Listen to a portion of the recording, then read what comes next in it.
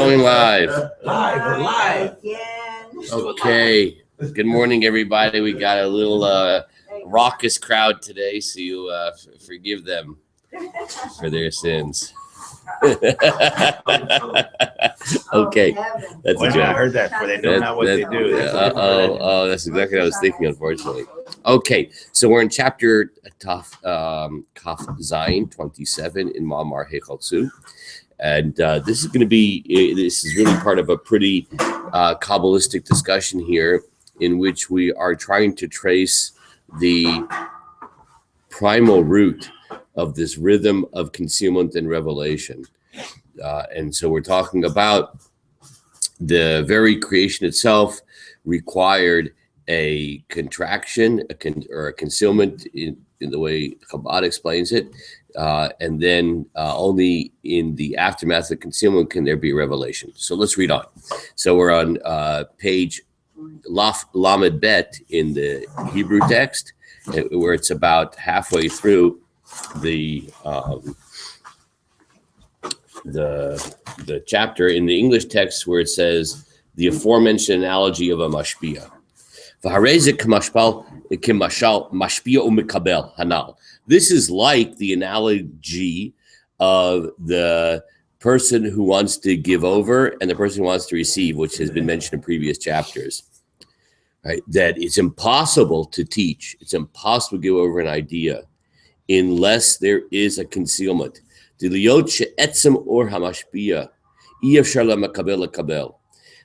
the essence of the light of the one who wants to give over something, it's impossible for the recipient to receive it. It's too much.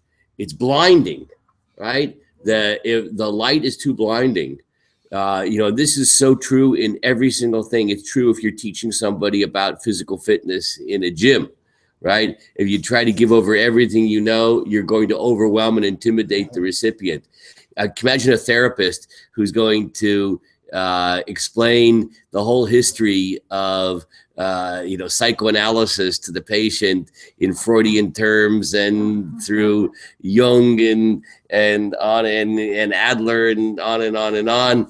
It's simply going to blow away the recipient's not going to be able to benefit. And this is, and of course, true in a classroom situation, teaching Torah, etc. And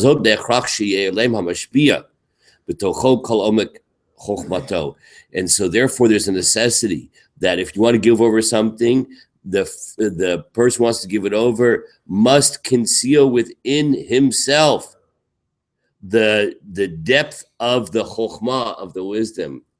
You have to see, this is the irony which is going to be discussed here. In order to give over, in order to reveal, you have to conceal. To reveal, you have to conceal. To reveal, you have to conceal. This is the takeaway. V'nishar rak nikuda achat, and the only thing to be left is one dot. You have to conceal and then leave a dot. Mashev shar lavo lidei gilui lemakabel, only that which can then come to a state of revelation to the recipient. Ubedugma kazot hu lamala shenit alema or atzmi, and this is of course how HaKadosh Baruch Hu created. That first of all, the light of God's essence, the essential light, had to be concealed. That's the famous Tzimtzum idea. V'nishar rak nekudat haroshim. That there was left over just this dot, which is the kind of the residue. Shehu lefi inyan olamot, the residue that can then relate to the creation of the worlds. Omnam nikudazo hu gam kein behelem adayin. But this dot itself, here's the irony. See, that dot is what was left over after a hiddenness, but that dot itself is still hidden. That's the yud. It's still hidden. Even though it came out of a hiddenness, it came out of a contraction, and the only thing left was this roshem, this residue, that itself is also hidden. There had to radiate out from that dot of hiddenness a line. That's what it's called, or a chut, a thread. That's what's going to create the revelation. So, and those are good images because if you think about them, a dot it very much is evocative pictorially of concealment, of hiddenness, but then a line, right? That a line is something that radiates outwards. That becomes the light of revelation. V'reshit hit labshuto hu ba'adam kadmon. Now we're going to learn a new word. The very beginning of its enclothement of this, a light which reveals itself, is in a state of being called Adam Kadmon, primordial man. Or I better be a little bit more politically correct, primordial person. Adam Kadmon, primordial person. That's the Kabbalistic term for the very beginning of coming into being, that came into being through the kav, the line which radiated out through the dot, from the dot. It's that which creates the kind of the surface of creation. V'nikra tahiru ha'elyon. That's called the supernal purity. These are Kabbalistic terms. Shachar tzimtzum, which comes after the contraction. Shalzamar galif tahiru ilah. To engrave through. This is all quoting from these Kabbalistic texts from the Zohar, etc. That to engrave through the supernal purity. Tahiru ilah. Tahiru ilah. Sheyesh sham klalut hahishtal shalut. That through this there is at that point the all of the what will future become the devolution of existence.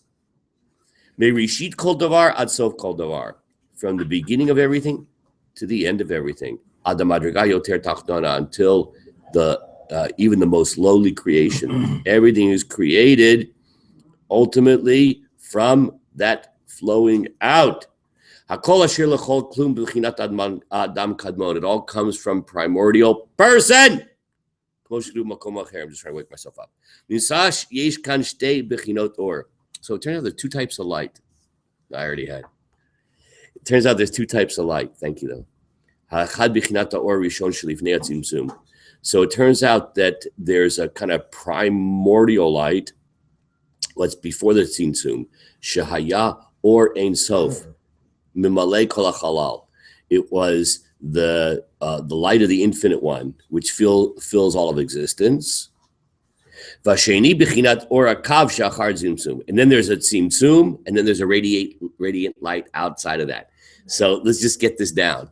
So there is Ein Sof, infinite God, nothing to talk about. Okay, then there's Or Ein Sof, which is the primal light of the infinite God, but it fills all worlds. It fills all existence. There's no room for anything else. So what happens to happen? Hashem has to go on a diet. Okay, so he conceals himself, and then into a point. And then what radiates out of that point? The line.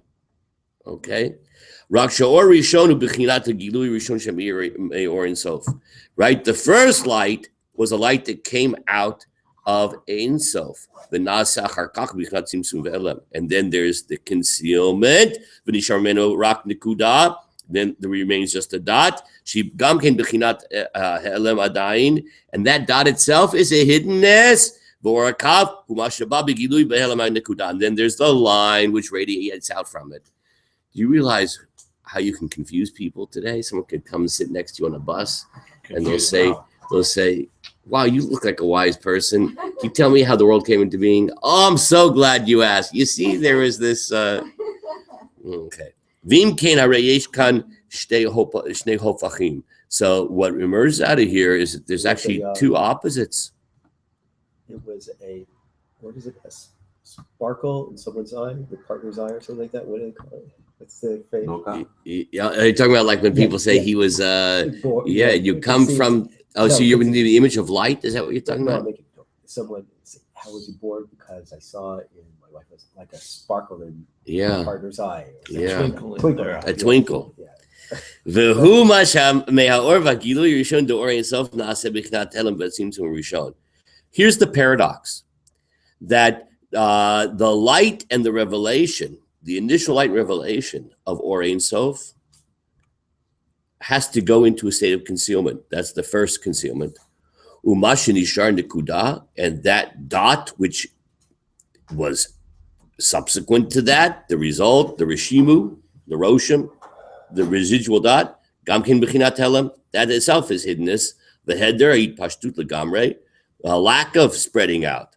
V'achareichen me'helam and nekuda nase or the hakav, and then out of that hiddenness comes the kav, that comes this radiant line, which then creates v'zo golel or minei choshech choshech minei or. That's when we describe in the davening, in the brachas of Kriyat Shema, Hashem is golel or minei choshech choshech minei or. He rolls out the light from the darkness and the darkness from the light. We're about to say this in a few minutes. Golel or minei choshech choshech minei or. That the Hashem rolls out the light from the darkness and darkness from the light is a rhythm. There's the light, darkness, light, darkness, light, darkness. Creation can't happen without that. Let's finish off the chapter.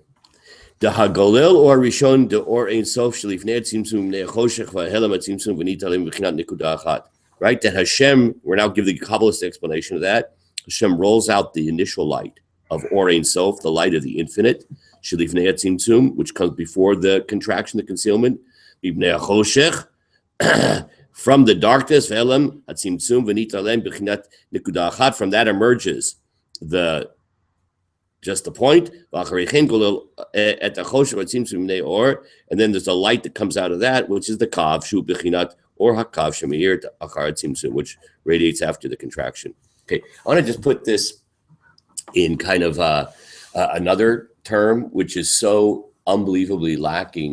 It's so instructive. There's so much practical wisdom. I mean, this sounds so abstract. Like, hey, bring it down. Like, what's that have to do with anything? This is essential to everything. I want to give just one essential kind of application of this idea. And what are we saying? That there is a paradoxical relationship between hiddenness and revelation, or we could actually use more common terms, at least in terms of Kabbalistic terms, Chesed and Gvura. That Chesed is revelation, Gvura is concealment. You see, we live in a society where the forces of Gvura, of hiddenness, of holding back, are in short supply. Gvura? Yeah. Yeah. Oh, right. That's true. Yeah, because immorality. Right. Like, in order to put it in different terms, self-control, limitation, respect for other people, boundary, which is respect. Yeah. But I may be off. I see this word krav. It always makes me think of krav opening, they face each other. So I may be off with that. What are you saying? I'm sorry? You see, I see krav here. Kav, the line. I'm tired. Yeah. Oh, krav, you're thinking of battle. Yeah, facing. Yeah. It's a different word, but yeah. So we're in a very short supply. I remember I heard from a wonderful rabbi who explained that everybody here is old enough to remember this, but maybe not out in digital land. There used to be a president of the United States named Ronald Reagan, and he had a Rebbitzin named Nancy. And so the president's wives are always expected to be involved in public relations projects, like to do nice things, go around and get your picture taken with, underprivileged children or schools or whatever. So she had like this anti-drug campaign, and the theme of the campaign, which, she ostensibly, obviously it was only formal, headed was just say no to drugs. So I remember this rabbi explaining how laughable that is. Now, it happens to be absolutely true. Just say no. Except for the way he put it is, every person, we have a just say no muscle. You have a just say no muscle. Now, everybody here, especially our resident trainer over here, knows that you don't use it, you lose it. A just say no muscle, if you don't exercise it, it's not going to work too well. So to tell a generation which has been taught based upon the great Torah of Dr. Spock, not to be confused with Mr. Spock, who actually does convey authentic Torah, but Mr. Spock, or Dr. Spock, who said, if you ever say no to your children, you're going to condemn them to a life of being on the psychiatrist's couch, giving a lot of business to the Dr. Koffs of the world. So, you know, you can't say no to your children, right? So therefore, we have several generations that have been raised on just say yes, or the Nike commercial, just do it, right? There's no, right? Just flow, right? No, so there where we have a whole, you know, several generations where the notion of limitation of concealment doesn't exist. And because of that, it is very hard to reveal. It's very hard to create in a way which is substantially meaningful unless there is the prior concealment. The concealment, the revelation requires the revelation requires the concealment. So you take a look at anyone who achieves greatness. I don't care what the field is in, whether in the arts, whether in the sciences, whether in sports, I don't care what it is. If there is not the gvura, the discipline, you will not have the creation, right? That if a person thinks that they're going to create a masterful piece of music by simply banging on a piano, right? That is not, it's going to be an incredible act of discipline and refinement to be able to produce a beautiful piece of music. If a person thinks to become an incredible athlete by going on the Hostess Twinkie diet, the seafood diet, right? Sorry about that. Right? So, you know, it ain't going to happen. If a person thinks they're going to become a great physician or a therapist, or I don't care what it is, if the person isn't able to set boundaries, limits, discipline, there will not be the revelation. The revelation, the Gilui, requires the Tzimtzum. And that is how God Baruch Hu created all of existence. There is the realm of concealment. Then there's a little bit of light. And out of that light then comes the revelation. And it's going to keep happening. That rhythm of concealment, revelation. And that's the force which is going to bring into existence all worlds. And tomorrow we will begin chapter 28 for our home stretch. And the next week we'll finish this whole thing and we will have achieved a great achievement. Okay, everybody, have an amazing day. Amazing day.